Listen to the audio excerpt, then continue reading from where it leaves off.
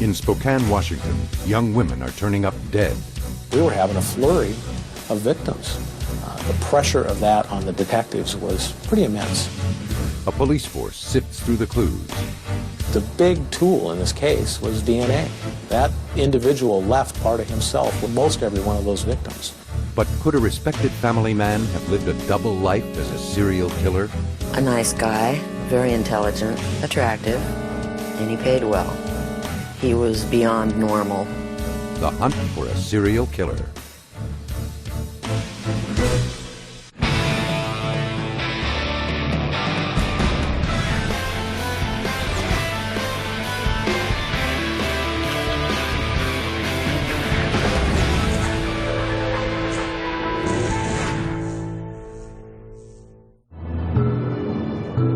This is Spokane, Washington. It's a quiet community of nearly 200,000, where computer wizards, healthcare workers, and Air Force personnel reside. But for 2 years, something strange and frightening was going on. Dead bodies of women began surfacing, one after another. Jennifer Joseph. Heather Hernandez. In August of 1997, the bodies of 16-year-old Jennifer Joseph and 20-year-old Heather Hernandez were found on the very same day. In a city where the average murder rate is 5 a year, that was enough to send a chill throughout the community. A body is found this afternoon only a mile from the shallow grave of a murder. And sheriff's deputies uncover another dead body just south of Spokane. There was quite a bit of terror. You know, there was a lot of fear on the part of residents who lived there. And for Sergeant Cal Walker of the Spokane County Sheriff's Office, those two bodies raised a puzzling question. You have to wonder right then and there, in a community our size, if something isn't connecting those two individually. The two murders triggered the police to take a second look at other unsolved crimes. Shannon Zielinski. Melody Murfin. In June 1996, the body of Shannon Zielinski had been discovered, and in May 1997, Melody Murfin had been reported missing. It took about 4 victims, I think, into this, that finally the detectives said, wait a minute, we've got a bigger problem here. The bodies kept turning up. You're talking a community that has never experienced one of these types of cases. The latest is 29-year-old Darla Sue Scott. In November 1997, police found Darla Scott dead. The next month, the bodies of Laurel Wasson and Sean McClanahan were found on the same day. And 2 months later, in February 1998, Sonny Oster became another victim. Many of these women knew each other. They were all prostitutes and hooked on drugs. They walked the streets of East Sprague, the Skid Row of Spokane, in the downtown area.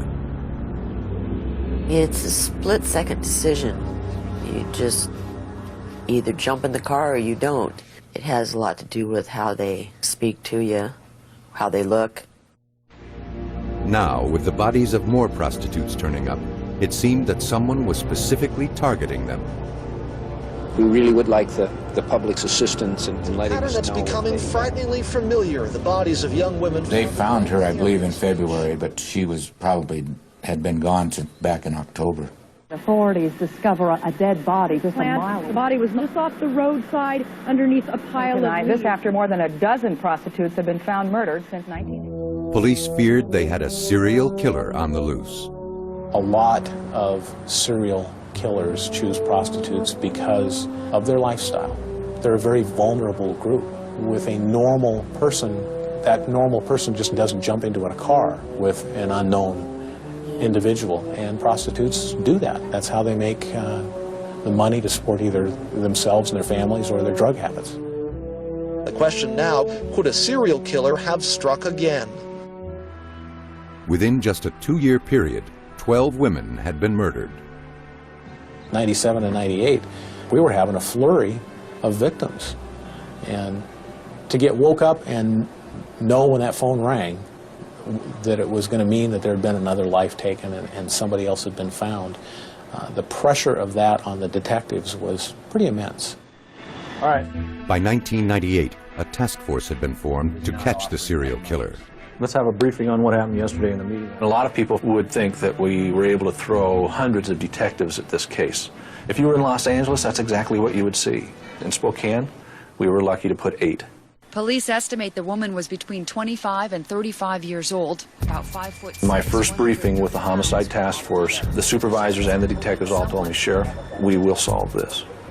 We're going to solve this. That was their feeling from the very beginning. Next, the task force pieces together the clues. Children play in a world full of dirt and germs. That's why moms who know turn to Clorox regular bleach to disinfect toys. Add 3/4 cup of Clorox regular bleach per gallon of water. Soak for 5 minutes. ROWDY.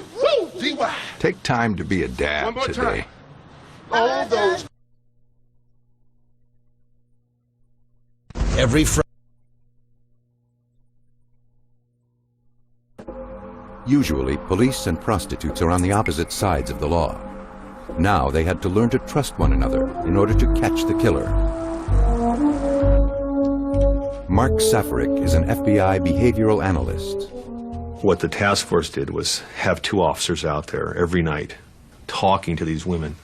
All the victims had been sexually assaulted and shot in the head. And when their bodies were discovered, a plastic bag had been tied around the head. Shannon Zelinsky. Sean Johnson. Belinda Mercer.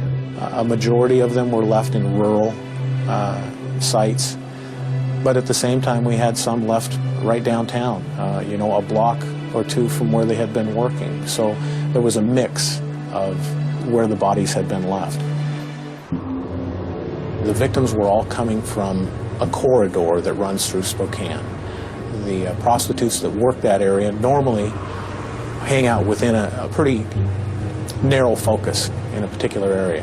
And with the amount of times that our offender would have had to go into that area, it was highly probable that he had some type of police contact. Since East Sprague was such a small area, only 3 blocks long, detectives felt sure that one of them had seen the serial killer. Maybe the police already had him on file for a traffic ticket or for solicitation of a prostitute.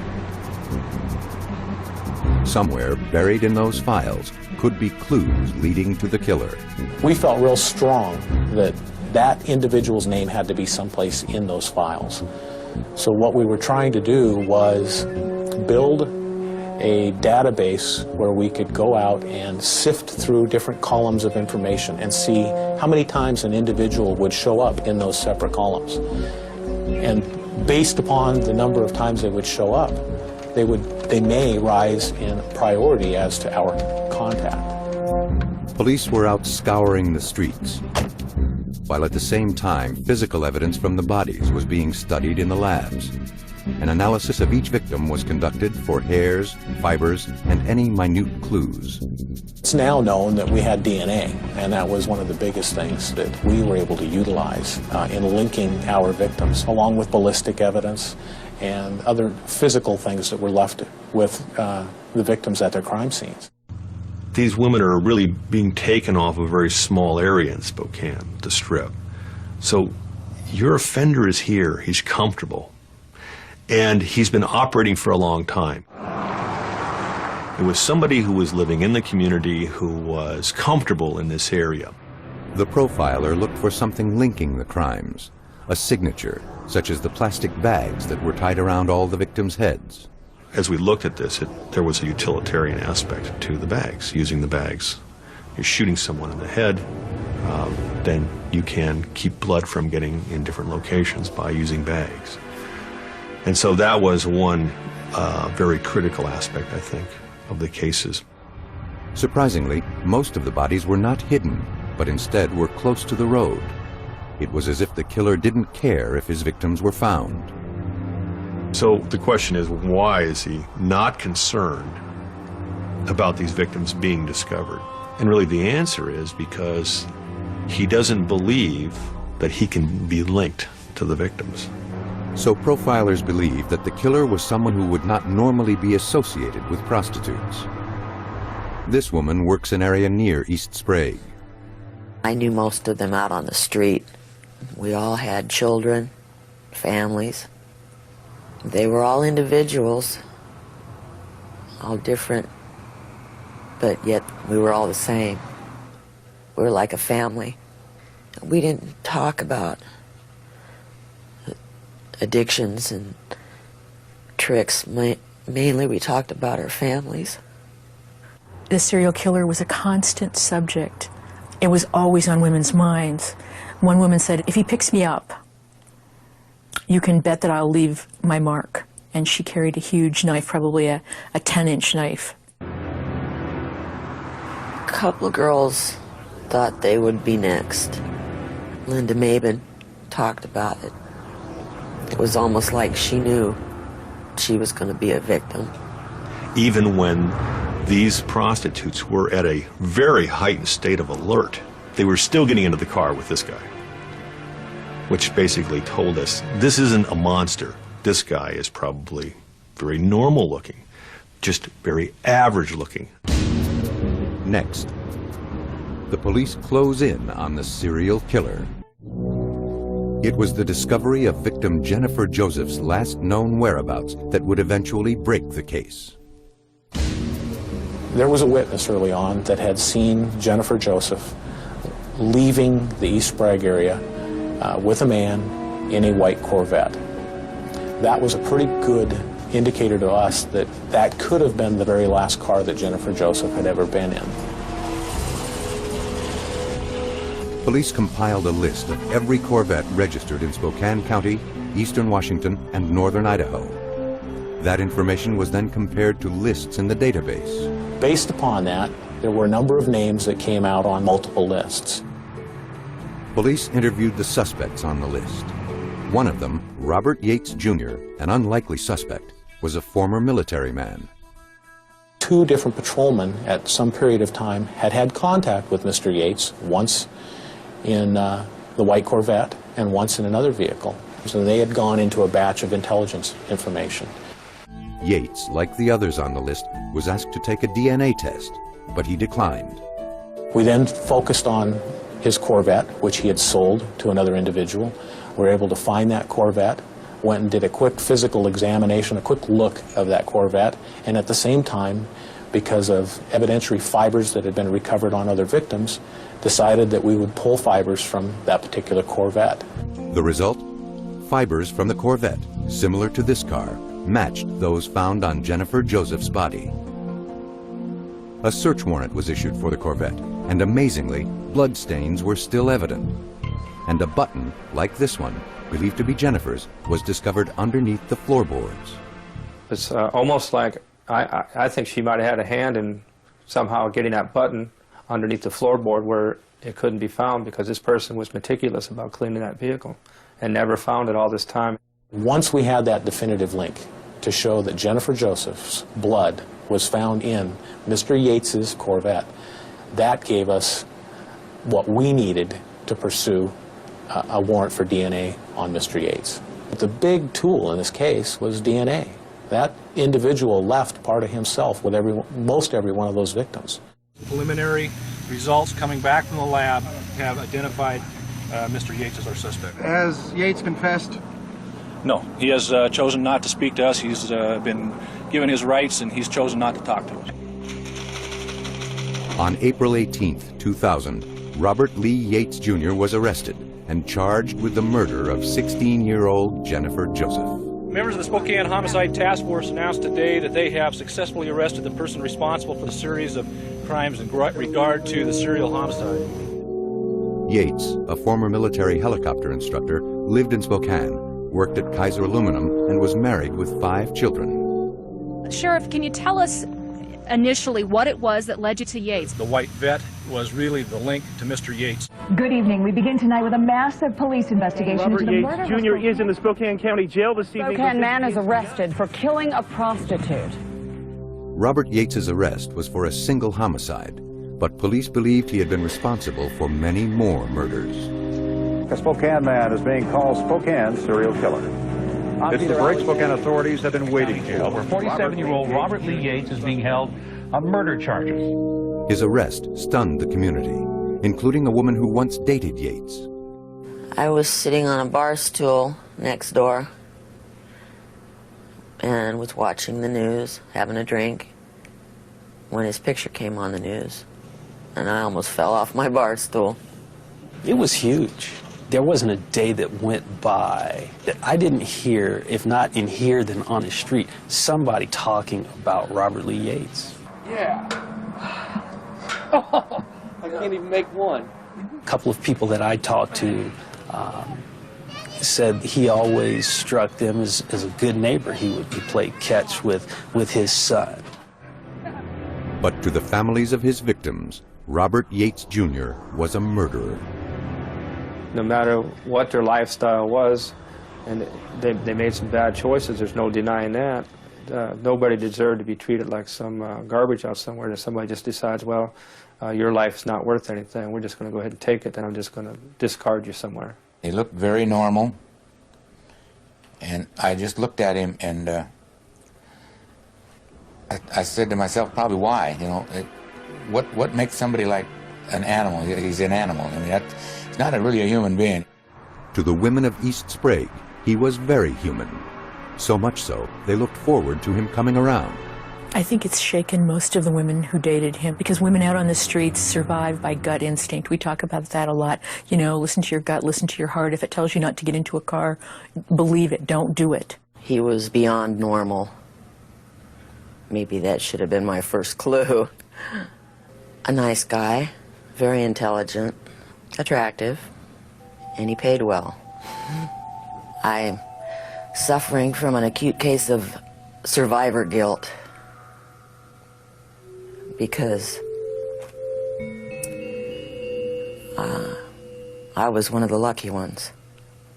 He picked me up on the street for a date.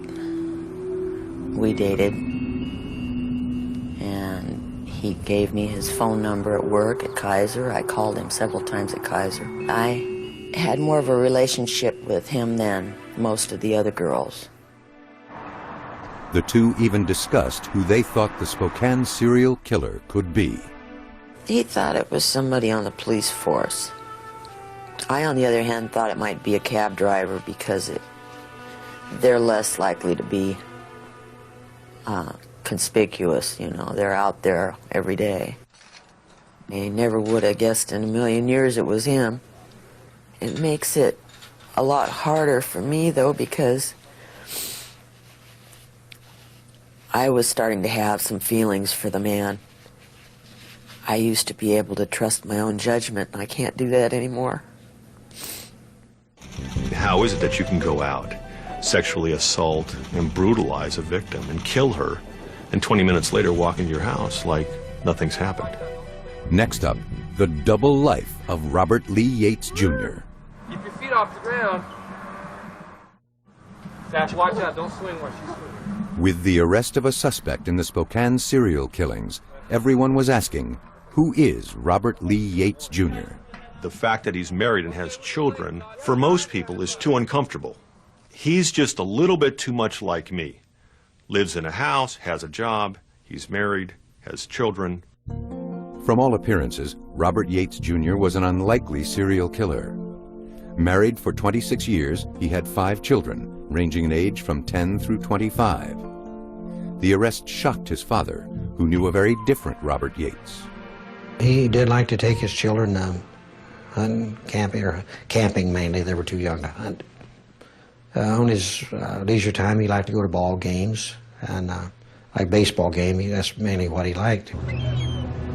Yates grew up here on Whidbey Island, some 30 miles from Seattle.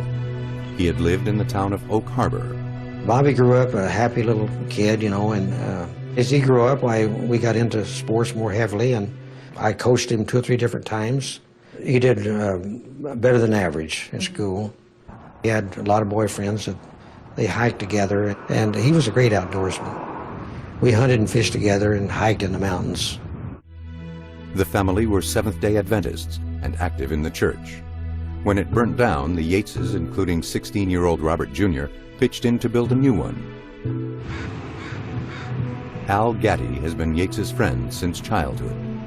When my mother passed away, his mother took me under her wing. So I was like his brother. I was part of the family. They went to church every weekend, but they also lived that type of life too. I never heard them cuss. I never even heard them raise their voice. There wasn't any alcohol in the family, no smoking. You know, they were a clean living family. In high school, Yates was a star baseball player. He sang in the choir and acted in school plays. In 1974, he married Linda Brewer, and they lived in Walla Walla, Washington, where he was a guard at the state penitentiary. The job didn't last long, and neither did the several jobs that followed. In 1976, Yates joined the Army, and that's where he seemed to have found his niche. He loved flying helicopters and became so good at it that he became a teacher's teacher and taught pilots how to teach flying. Throughout his 18-year military career, Yates had a distinguished record. While stationed in Germany, his family joined him. His whole family went over there with him, and he was there for 3 years or so. He also served in Fort Drum, New York, Fort Rucker, Alabama, Haiti, and Somalia. If you talk to the Army and about his records in the service, you know, he's an outstanding person. The military couldn't believe what he did. You know, they said he was one of their top instructors. In 1996, Yates quit the military and moved his family back to Washington and settled in Spokane. And that's when the string of murders began appearing. Police records show that in 1998, Yates was stopped by police for having a known prostitute in the car. He told police it was his daughter's friend and he was driving her home. And then, 2 days later, his 19-year-old daughter came to the county jail to report her father for hitting her. He was charged with misdemeanor assault. He was a strict dad. The kids grew up when he was in the service, and he was very much of a disciplinarian, and I thought that he was a little bit too tough on his children at times. From police interviews with family members, a very different picture of Yates came into focus. Domineering, abusive emotionally, abusive physically, ran the house sort of with an iron hand, and really a different person at home than he was, you know, outside. Emotionally distanced from them as well. And none of this really surprises us. The news of Yates's arrest on April 18, 2000 sent his family reeling. I only heard about the bodies the day he got arrested. Bobby's father-in-law called me and he said, Bob, your son has been arrested for killing a prostitute, been charged with killing a prostitute. So, man, my world just turned upside down. We cry about it every day, every day. I think it's the worst thing that ever could happen to any family. The question is Robert Yates, who lives on this street, connected to one murder and maybe more? As police were picking up Yates, other officers whisked Linda Yates and her children to an undisclosed location. There, friends, family, and police cared for them. I'm convinced Mrs. Yates did not have a clue what her husband was doing. A lot of people ask me, how can that be? There's nothing that would have led her to believe that her husband was involved in something like that. And again, she's as much a victim in this as some of the other, as our other ladies. For 1 month following his arrest, police painstakingly searched the Yates home and yard, looking for forensic evidence that would link him to other murders. We want a mountain of evidence when we take this into the courtroom. We're going to go in with the best evidence that we can present the trier of fact in this case. You're talking about going through every person's clothes, looking for fibers off of those clothes. The transfer of those fibers, how could it occur? Could our offender, Mr. Yates, have had a hug with one of his daughters and picked up a fiber and then transferred that fiber to his victim during the time? So we couldn't just look at his clothes. We had to look at her, Mrs. Yates's clothes, and 5 kids' clothing items that were packed into that house. In addition, forensic biologists discovered that the plants growing in Yates's yard were the same vegetation found on or near his victims. Exactly why Yates transported the plants is still a mystery. Mr. Yates, with one particular victim, had gone over and raked up a certain area of the yard, gathered that up, transported the victim and the vegetation, and dumped that. The next victim would have another series of plants, different and with particular leaves from other trees, out of the different areas in the backyard. It was just so shocking that it was just beyond imagination. And there was never, ever an inkling? Not one.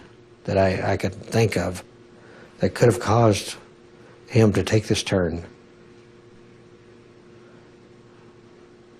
I can't think of any incident. But it's possible that a 40-year-old secret could have played a part in his son's actions. He had been molested when he was 6 years old by a 12-year-old boy, 11 or 12-year-old boy. And Linda told me about it. I says, I never did ever hear about it. I said, I didn't have a clue that that ever went on, you know. I asked Bobby about it that time. Yes, he said it happened. But he told me that he didn't know why that would make a difference in his life, you know. But it certainly could have, you know. I guess, you know, if you killed 13 people or 14 people, if you were really, really remorseful, why would you kill another? I don't think he understands, actually, what he's done. Coming up, Robert Yates faces the families of his victims. Even though the world saw these women as prostitutes and drug addicts, their families had quite a different view. Sean McClenahan. She was just accepted into a methadone program, and she feels that her life is finally on the up and up. And she says to update the rest of the family and let them all know that she's alive. And then she dies about, what, 3 weeks later. Jennifer Joseph. If you really want to talk about something that's very hard, is write your obituary for your 16-year-old daughter. Jennifer was a person that liked to laugh, and she was happy. She liked her music, and she was a pretty good girl, really. The apple of her father's eye. Sonny Oster. Today I went walking, as I often do, and I started thinking of you. My steps grew faster and faster. You see, I felt you were looking right at me. I looked up into the clouds, and out came a gleam of light. I said, "Follow me home, Sonny. It'll be all right." Another prostitute might have been a victim, but she escaped just in time. Christine Smith had been picked up by Yates in this van, seen here on amateur video. It wasn't until she saw the serial killer's picture in the newspaper that she identified Yates as the man who tried to kill her. That was a very important surprise to the detectives in this task force, to get a call from somebody that's identified this person as, you know, and what he did. So we may get a little more insight onto how these other victims were treated and how they died. 1 month after his arrest, Yates was arraigned on May 31st, 2000. By that time, police had linked him to 7 murders and 1 attempted murder. Yates entered a plea of not guilty. It was assumed the state would ask for the death penalty. But to try him for all the murders at once, the prosecution would have to prove common scheme, meaning Yates had a plan or scheme to go after one specific group. We thought we had it, so we filed the charges. We went ahead, and then we started doing research. And I have an appellate deputy that works with me that is just excellent. And he's in computer contact with all the appellate deputies across the state. And his response back was totally against the common scheme or plan, especially in a case with 7 murders and 1 attempted murder. For it to be common scheme or plan, Yates would have had to kill all the prostitutes he had been with. But he didn't. Even so, the prosecution was still considering going for the death penalty. Fearing that, Yates's attorney offered the prosecution a deal. We want to keep Mr. Yates alive. We want to successfully defend him, and this is a part of that process. In return for a life sentence, Yates would not only admit to the 8 he was charged with, but solve 6 others, some going back more than 20 years to 1975. I knew from the investigation that we were missing 1 body, at least. Before the deal could even be brokered, prosecutors insisted that Yates take a polygraph test, confessing to all the murders. The results indicated that Yates was telling the truth. But the polygraph test became controversial when the Spokesman Review newspaper obtained the test and sent it out to other polygraph experts. We took that test to 2 national experts who said that, you know, the results of what we've got here, the results of this test are inconclusive, and you can't determine that this man was being truthful based on the information that you've presented us. Police thought if they could link Yates with the other unsolved murders of prostitutes, that would strengthen the case for common scheme. They were very angry. They made no attempt to conceal their frustration with the plea agreement. We had some real mixed emotions about that. And I think the majority of law enforcement had a feeling that with this type of offender and with the number of victims associated with this individual, if you don't use the death penalty here, where do you use it? In the meantime, the prosecutor wasn't going to make any deal without talking to the victims' families. We polled them one at a time, individually, about how they stood on the death penalty or life without chance of parole. And the tally that I have has 19 people for life in prison and 12 for death. Are you ready to proceed? We are. They purposely left their best case out of the agreement in case the plea bargain fell through. We took our best case and dismissed it. It has fingerprints, it has DNA, it has ballistics, and that case can be brought back by the agreement for the death penalty. The case is the murder of Sean McClenahan, age 39, found dead in December 1997. That decision didn't sit well with her family. For me, as I said, I'm very angry because it's, to me, saying she never was. There was nothing worthwhile to her life. As part of the plea agreement, Yates had to confess to 6 additional murders, and it shocked police and prosecutors. 2 of these murders went as far back as 1975, with the murders of Patrick Oliver and Susan Savage of Walla Walla, Washington. The third, the 1988 murder of Stacy Hahn in Skagit County, and then 2 unsolved murders in Spokane.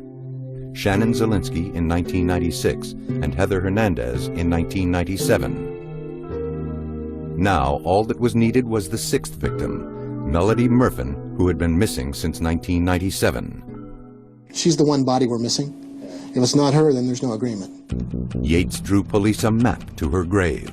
We were prepared for an outdoor type of setting somewhere in the woods, as we had been so many times with this investigation.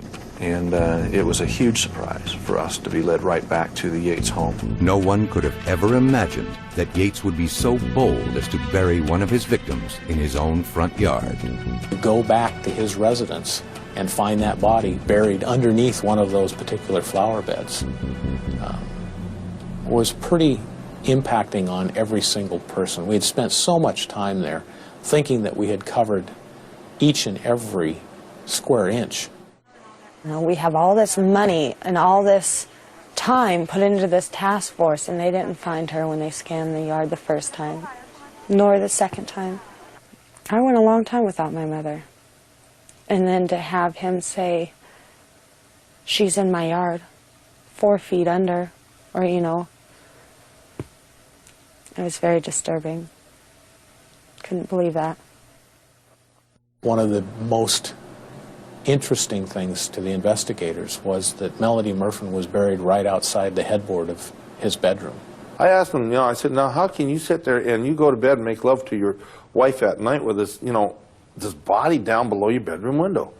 He goes, it was nothing like that. He says, no, it was back in the corner and it was 3 feet deep. And apparently it was wrapped in plastic and all that kind of stuff. Police were anxious to question Yates, but because of the plea agreement, prosecutors had no leverage to make him talk about his methods or motives. He did look like a regular guy. For the families looking for answers, this was a bitter pill to swallow, even though they understood that the agreement led to solving 6 murders. Still, they can't accept that Yates, in the end, determined his own destiny. Count 1, 20 years.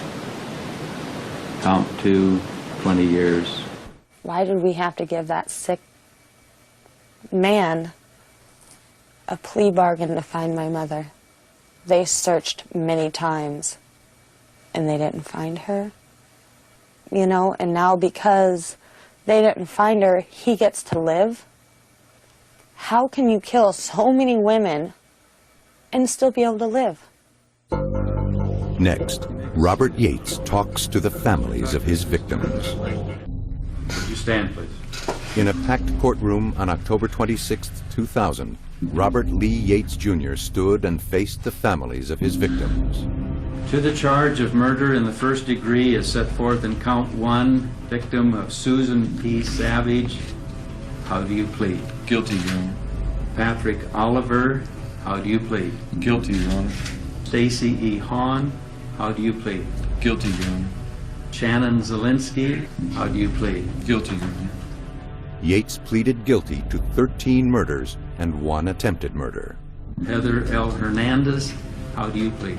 Guilty, Your Honor. Jennifer A. Joseph, how do you plead? Guilty, Your Honor. Then, for the first and last time, Robert Yates spoke to his victims' families. Nothing I can say will erase the sorrow, the pain, and the anguish that you feel and that I've caused in your lives. I've caused much sorrow, much pain. You can't know how much pain I know I've caused for all of you and my family. I've taken away the love, the compassion, and the tenderness. To the family and friends of Shannon Zielinski, I am sorry. To the family and friends of Heather Hernandez, I am sorry. To the family and friends of Jennifer Joseph, I am sorry. Yates went down the list of his victims and apologized to each of their families. To the friends and family of Darla Scott, I am sorry. To the friends and family of Sonny Oster, I am sorry. To the family and friends of Sean Johnson, I am indeed very sorry. He also told them he had found God. In my struggle to overcome my guilt and shame, I have turned to God. Sir, why did you do it then? That's all I have, Your Honor. Mr. Yates? Okay, ma'am, please be seated. The families took the opportunity to speak directly to Yates. I want him to sit in prison the rest of his life in a little tiny 3-by-3 maybe room with all the pictures of these dead girls so he can look at them and remember what he did. Your Honor, I still cannot believe that a brutal murderer like the Spokane serial killer can plea bargain to save his life. Who was there to plea bargain for my daughter Jennifer and all the other daughters and a son that were brutally murdered and left like garbage? I know the remorse and sorrow you feel is for yourself and not the countless women you so cruelly murdered. The main question is why did she have to die? He had no right to take her life. And I hope you rot in hell. I had great remorse for them. I felt right along with them, having all these other losses I've had. So I felt so bad for them. You're a sick monster, and you will be judged. You've murdered my brother, and you don't deserve to live. God will not forgive you, Mr. Yates. You killed my mom. Then, Robert Yates Jr.'s daughter, Sasha, and her grandfather addressed the court. I feel immensely terrible that this happened. It feels like a dream. I'm still in shock. It just makes me mad that this happened to so many people. They didn't deserve this. No one deserves to be killed like that. No one. Thank God I have my grandfather here with me. I'm standing here shaking, still thinking about it, imagining their faces, how they feel about us, how much they probably hate us. Finally, the courtroom became still as Robert Yates Jr. was sentenced to a total of 408 years without parole. You will live with the thoughts of all of these deaths for the rest of your life. But it's not all over for him. Yates must face even more murder charges, this time in Pierce County, where prosecutors had rejected the plea agreement. Yates will now stand trial for the murders of Connie LaFontaine Ellis and Melanie Mercer. Their bodies were discovered near Fort Lewis in Tacoma in Pierce County, where Yates did National Guard duty. Prosecutors have asked for the death penalty. Yates has pleaded not guilty. We determined that there were not sufficient mitigating circumstances to merit leniency, and this morning we served notice to Mr. Yates and to his counsel that we would seek the death penalty. But Yates claims he's confessed to all the murders he's committed. The police don't believe him. There are more bodies out there. There are more victims. We've got some blood stains that are, right now are unaccounted for. And so we've got a lot of work to do over the next year. And authorities all over the country with unsolved murders are looking to see if Yates can be linked to any of them. One such case is that of the 1995 murder of a transvestite who worked as a prostitute near Fort Rucker in Alabama. Robert Yates was stationed there in 1995. Another is near Fort Drum in Watertown, New York. Yates was stationed there as well. While the case of the Spokane serial killer is now solved, police still feel left in the dark. There are too many unanswered questions. But the biggest thing is, why? What made him do what he did? How did it happen? Why did it happen? And I think that's the same questions that the family has. How did he get from being a well-respected career military guy, helicopter pilot, to where he is now thought of in a whole different light, a serial killer? And I think he is the person that can answer those questions.